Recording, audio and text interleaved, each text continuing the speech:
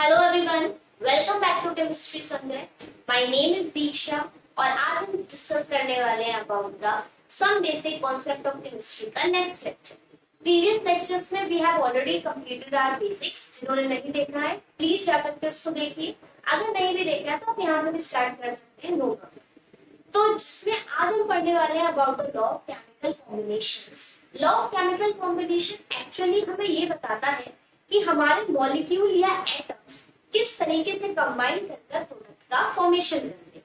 ठीक है, इसमें हमारे पास कुछ लॉज हैं, जिसमें सबसे पहला लॉ है आपके पास law of conservation of mass. आज हम इसको डिस्कस करेंगे, देखते हैं कितने लॉज हो जाते हैं इसमें इस वीडियो में। तो आइए सबसे पहला लॉ पढ़ते हैं, law of conservation of mass. Law of conservation of mass. Pen copy लेकर बैठ जाइए, फटाफट नोट बनाते चलो भाई, दैट इज वेरी इंपॉर्टेंट। आप पेन कॉपी लेकर बैठिए, साथ के साथ लिखते चलिए, नोट्स भी बनाइए और याद भी करते चलिए। ठीक है, तो law of chemical conservation of मास आपसे बोलता है कि जितना आपका रिएक्टेंट का मास आप ले रहे हैं और वो कंबाइन करके प्रोडक्ट बना रहा है, तो जो भी रिएक्टेंट का मास है वो आपके मास ऑफ प्रोडक्ट के बराबर होगा। ठीक है, अगर कोई केमिकल का रिएक्शन हो रही है तो sum of the masses of reactant, mass of reactant, this will be equal to the sum of the masses of product. ये आपसे क्या बोलता है? ये आपसे बोलता है लॉ ऑफ कंजर्वेशन ऑफ मास। जैसे मान लीजिए आपके पास कोई रिएक्शन हो रही है C+O2 और इससे बन रहा है आपके पास CO2। ठीक है, तो जब आप इनके मासेस का सम करेंगे तो आपको पता चलेगा कि रिएक्टेंट का मास और प्रोडक्ट का मास क्या आ रहा है आपके पास, बराबर। जैसे आप कार्बन के मास की बात करें तो दिस इज योर 12 ग्राम। यहाँ ऑक्सीजन के मास की बात करेंगे, दिस इज योर 32। ठीक है, अब आपको पता है कि कार्बन, यहाँ पर टोटल मास निकालोगे रिएक्टेंट का, total mass of reactant, reactant का यहाँ पर टोटल मास कितना आया 12 प्लस 30, ये कितना है आपके पास 44। Is it clear? यही अगर हम बात करें CO2 की, तो CO2 में देखिए जरा, इसका टोटल मास कितना होगा, 12 प्लस 32 थे, आपके पास आया 44। तो इट मींस आप यहाँ पर देख रहे हैं कि रिएक्टेंट का मास हो या प्रोडक्ट का मास हो, ये मास आपके पास 44 ग्राम ही आता है।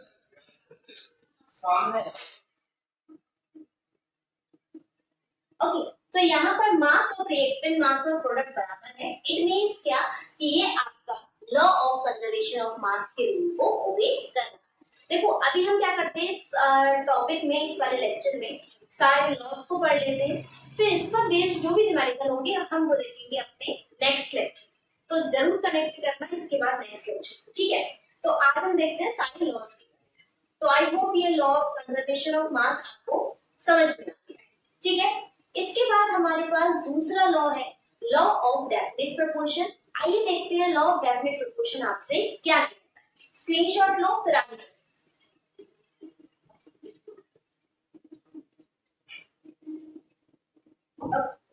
तो नेक्स्ट लॉ हमारे पास है law of definite proportion. Law of definite proportion की अगर हम बात करें तो बेसिकली ये लॉ हमसे क्या बोलता है, ये आपको बताता है कि अगर मान लीजिए आपके पास कोई भी कंपाउंड है, ध्यान से समझिए, आपके पास कोई भी कंपाउंड है और उस कंपाउंड में कितने भी एलिमेंट क्यों ना, वो सारे एलिमेंट आपके एक फिक्स्ड रेशियो में कंबाइन करते हैं। क्या है इसका लॉ? मान लीजिए आपके पास वाटर लिया, इस वाटर, ये कंपाउंड है, इस वाटर में कितने एलिमेंट है, एक आपका हाइड्रोजन है एंड सेकंड वन आपका ऑक्सीजन। आप ये वाटर चाहे टेप वाटर ले, चाहे आप ये डिस्टिल्ड वाटर ले, कोई भी वाटर आप लेंगे उसमें हमेशा हाइड्रोजन और ऑक्सीजन का रेशियो 2:1 ही रहने वाला है। यानी कि जो एलिमेंट्स है इसके कंपाउंड में वो सारे एक फिक्स्ड रेशियो में कंबाइन करते हैं। ठीक है, जैसे मैं आपसे कहूँ यहाँ पर ये आपका टैप वाटर से मिला हुआ हाइड्रोजन ऑक्सीजन है और मान लीजिए आप चाहे इसको डिस्टिल्ड वाटर का कलेक्ट करें, किसी का भी आप कनेक्ट करेंगे वो सारे आपके एक फिक्स्ड रेशियो में कंबाइन होंगे, दैट इज योर 2:1। ये बात क्लियर हुई। अगर इसका एग्जांपल ना लेके मान लीजिए आपको कार्बन डाइऑक्साइड की बात करें, तो कार्बन डाइऑक्साइड में जो कार्बन है और ऑक्सीजन इनका जो रेशियो है वो हमेशा फिक्स रहता है, चाहे ये कार्बन डाइऑक्साइड आपको एनिमल्स से मिले, चाहे ये कार्बन डाइऑक्साइड आपको ह्यूमन बीइंग से मिले, चाहे ये कार्बन डाइऑक्साइड आपको किसी भी एक्सपेरिमेंट में मिल रही है, ये सबका जो रेशियो होगा कार्बन और ऑक्सीजन का कार्बन डाइऑक्साइड में, दैट विल बी फिक्स। ये बात क्लियर हुई। देखो इसका एक एक्सपेरिमेंटल डेटा है जो मैंने बुक से कलेक्ट किया है। इसमें क्या है, आपके पास एक एक्सपेरिमेंट 1 करा जा रहा है और this is the experiment number 2। इनमें मैग्नीशियम और ऑक्सीजन का रेशियो निकाला गया, ठीक है। ये मैग्नीशियम है, this is your oxygen, this is magnesium, this is oxygen in experiment number 1 and 2 respectively. अब आप क्या करें, एक्सपेरिमेंट नंबर 1 में मैग्नीशियम और ऑक्सीजन का रेशियो निकालें। तो आप क्या करोगे, 0.243 का डिवाइड लगाएंगे 0.160 से। आपने डिवाइड लगाया, इट विल बी अप्रॉक्स 1.5 का निकल कर आएगा। सिमिलरली जब आप एक्सपेरिमेंट नंबर 2 में मैग्नीशियम और ऑक्सीजन का रेशियो निकालेंगे तो ये आपके पास 0.182 का डिवाइड लगाओगे 0.120 से, तो ये भी आपके पास अप्रॉक्स 1.5 बन के निकल कर आएगा। तो इट मींस क्या, ये एक्सपेरिमेंट नंबर 1 से लिया था, ये एक्सपेरिमेंट नंबर 2 से भी लिया था, किसी भी एक्सपेरिमेंट नंबर से लो, मैग्नीशियम और ऑक्सीजन का रेशियो क्या है, this will be the same. It means कि ये एक्सपेरिमेंट में हमारे पास लॉ ऑफ डेफिनेट प्रोपोर्शन ओबे हो रहा है। इज इट क्लियर और नॉट? तो अगर आप इसकी स्टेटमेंट लिखना चाहते हैं तो आप लिख सकते हैं कि कोई भी केमिकल कंपाउंड वो किसी भी सोर्स से क्यों ना लिया गया, केमिकल कंपाउंड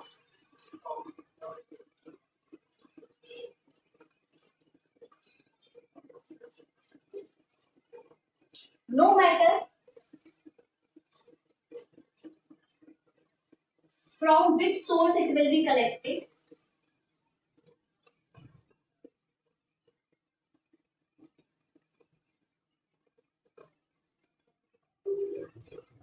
तो उसके जो एलिमेंट होते हैं कंपाउंड में, the elements of that compound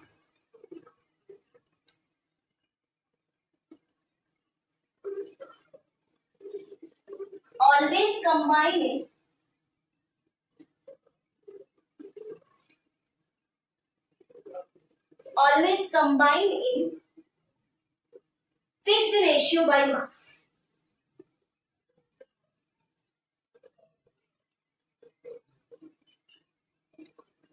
Okay, so this is the statement for law of definite proportion.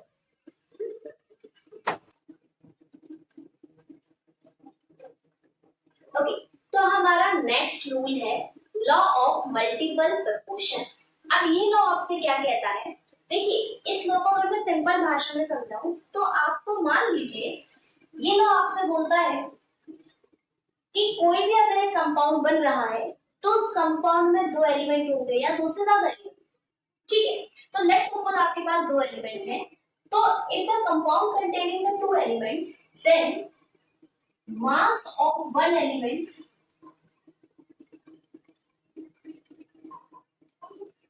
that combine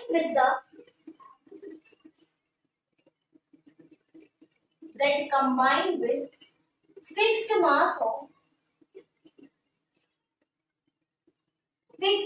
of other element bears a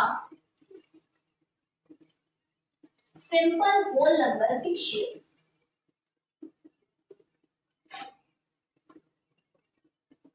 ठीक है, और यू कैन से यहां पर लगा सकते हो इन केमिकल कंपाउंड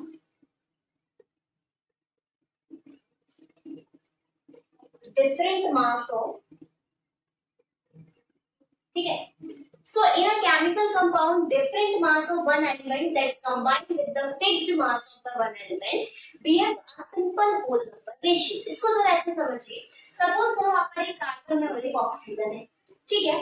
कार्बन और ऑक्सीजन कंबाइन कर CO2 भी बना सकती है, they can form CO2, they also can form carbon monoxide, yes or no, ठीक है।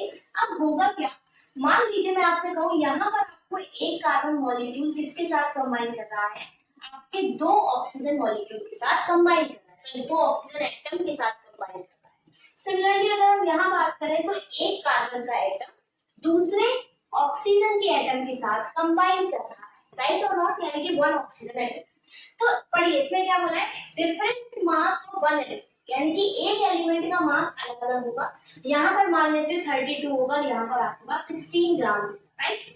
तो different mass of the one element combined with the fixed mass of the other element, और इसके साथ कंबाइन हो रहा है, तो ये क्या बना रहा है, ये इसका 12 ग्राम है जो कि फिक्स है। तो जब इनका रेशियो निकाला जाता है इनके मासेस का, they always comes in the form of whole number. किसके फॉर्म में आएगा, this will be your whole number. तो आप जब आप निकालोगे तो मान लीजिए यहाँ पर 12 और 32 का रेशियो निकालोगे, this will be your whole number, that is your 12, 4 3 12 and 4 8 32, this will be 3:8। तो ये क्या है, एक सिंपल होल नंबर रेशियो है। सिंपल अगर मैं इधर की बात करूं तो 12 और 16 का जब आप रेशियो निकालोगे तो 4 4 16 4 3 7, तो ये आपके पास निकल कर आएगा 3:4। तो ये भी क्या है, this will be your simple whole number ratio.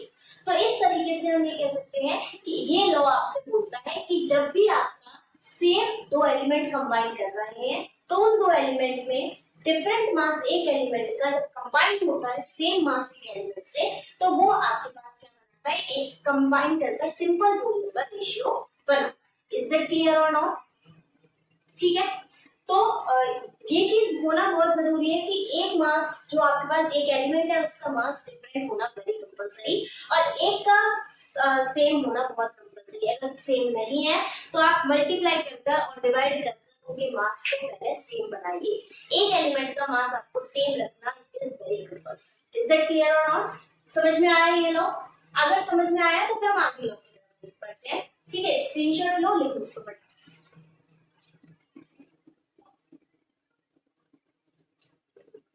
Okay, जैसे मान लीजिए आपके पास मैं एक एग्जांपल लेती हूँ इस नाइट्रोजन का और ऑक्सीजन का। नाइट्रोजन और ऑक्सीजन कंबाइन करके डिफरेंट डिफरेंट ऑक्साइड्स बनाते हैं। इन ऑक्साइड्स में अगर आप नाइट्रोजन और ऑक्सीजन का मास देखेंगे तो यहाँ नाइट्रोजन का मास आपके पास 28 है और ऑक्सीजन का मास आपके पास 16। यस, सिमिलरली इधर बात करेंगे, यहाँ आपके पास मास नाइट्रोजन का 14 है और इधर मास आपके पास कितना है, 16 है। सिमिलरली यहाँ बात करेंगे तो ये आपके पास 28 है, इधर बात करेंगे तो 16 3 64, ठीक है ना।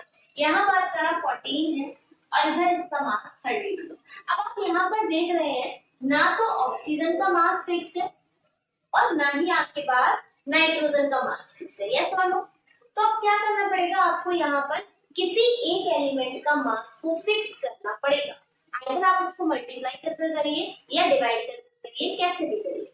ठीक है, जैसे मान लीजिए मैं यहाँ पर नाइट्रोजन के मास को फिक्स करने के लिए क्या करती हूँ, सबके मास को 14 14 कर दूं या फिर सबके मास 28 28। मान लीजिए मैं सबके मास को 14 14 कर देती हूँ, तो नाइट्रोजन का मास जब हम फिक्स करेंगे तो ऑक्सीजन के मास में भी कुछ ना कुछ चेंज होगा। मान लीजिए अगर मैं इसके मास को 14 करती हूँ तो मुझे यहाँ से 2 से डिवाइड करना पड़ेगा। अगर इसको 2 से डिवाइड लगाऊंगी तो यहाँ पर भी मुझे 2 से डिवाइड लगाना पड़ेगा। तो ये अगर आपके पास 14 होगा तो यहाँ इसका मास कितना हो जाएगा, 8 ग्राम। ये इसका 14 ऑलरेडी है तो यहाँ करने की नीड नहीं।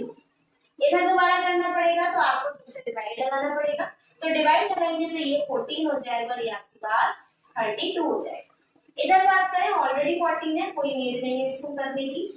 तो इट मींस क्या, हमने एक एलिमेंट का मास को फिक्स कर दिया। अब दूसरे एलिमेंट का जब आप रेशियो निकालोगे तो ये अप्रॉक्स आपको कितना आएगा, ये 1 into 16 8 4 4। तो ये क्या है, this will be your simple whole number ratio ना, ये आपको simple whole number ratio pair करेगा। इट मींस क्या, this law verifies the law of multiple proportion. Is that clear और नॉट? अगर ये क्लियर है तो आगे स्क्रीनशॉट लो फटाफट।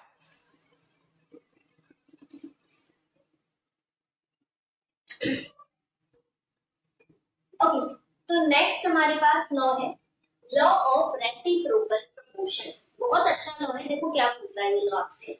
When two elements combine separately with fixed mass of third element, यानी कि आपके पास दो एलिमेंट है जो कंबाइन कर रहे हैं आपके पास थर्ड एलिमेंट के फिक्स्ड मास से, then the ratio of masses in which they do so, यानी कि जिस रेशियो में वो ऐसा कर रहे हैं, अगर हम उनके खुद का रेशियो निकालें जिसका वो कंपाउंड बना रहे हैं, तो वो आपके पास सिंपल होल नंबर रेशियो आएगा। अब ऐसे स्टेटमेंट तो समझ में नहीं आने वाले हैं, एग्जांपल के थ्रू समझते। मान लीजिए आपके पास कार्बन है और सल्फर है, ये दो कंपाउंड ऑक्सीजन के फिक्स्ड मास से कंबाइन कर रहे हैं, this is the third element, ठीक है, ये आपके पास थर्ड एलिमेंट। तो जब दो compound fixed mass third element वाले से कंबाइन करते हैं और उनका रेशियो निकाला जाता है, जब मैं इधर बात करूं इन्होंने CO2 बनाया, तो यहाँ कार्बन का मास 12 ग्राम है और यहाँ सल्फर का मास 32 ग्राम है। ऑक्सीजन का मास देखेंगे वो हमेशा फिक्स्ड है दोनों में, दैट इज 32, ठीक है। जब इनका रेशियो निकाला जाएगा जिससे ये कंबाइन करते हैं, कंपाउंड बना रहे हैं, तो जब इसमें इनका रेशियो निकालेंगे तो कितना आएगा कार्बन सल्फर का, ये 12:32 आपने निकाला, 4 3 जा 12, 4 8 जा 32, यानी कि 3:8 है। यस, ये अभी हमने थर्ड मास में जब कंबाइन कर रहे हैं तब निकाला है। अब मान लो ये जो देमसेल्फ यानी कि खुद से कंबाइन कर एक कंपाउंड बना रहे हैं CH2, इन्होंने खुद से कंबाइन कराया और CH2 बनाया। अब उनका कार्बन और सल्फर का रेशियो देखते हैं, तो यहाँ कार्बन का रेशियो आ रहा है आपके पास 12, मतलब मास है, और ये आपके पास कितना आएगा, तो सल्फर का मास आएगा आपके पास 16 to the 32, यस और नो, सॉरी 32 नहीं 64, सॉरी 64, ठीक है। अब जब आप यहाँ से देखो इसको सॉल्व कर दो, तो ये कितना देगा, 4 3 जा 12, 4 और यह देगा आपके पास 16, यानी कि 3:16। अब जब इन दोनों का रेशियो निकाला जाएगा, आप निकालेंगे इनका नंबर का रेशियो 3/16/3/8, तो ये आपके पास आ जाएगा 8/16, यानी कि 1:2। अब ये 1:2 क्या है, this is the simple whole number. क्या है आपके पास, ये सिंपल होल नंबर आ रहा है। इट मींस क्या कि ये आपके रेसिप्रोकल प्रोपोर्शन को वेरीफाई कर रहा है, यस और नो, यहाँ पर समझ में आ गया।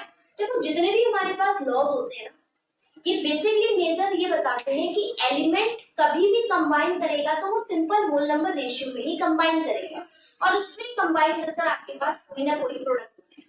आपने देखा होगा जितने भी कंपाउंड आपके पास बनते हैं वहां पर एलिमेंट का रेशियो होल नंबर में होता है, अगर नहीं भी होता है तो उसको कंबाइन करने की कोशिश करते हैं in the whole number ratio. समझ में आ गया।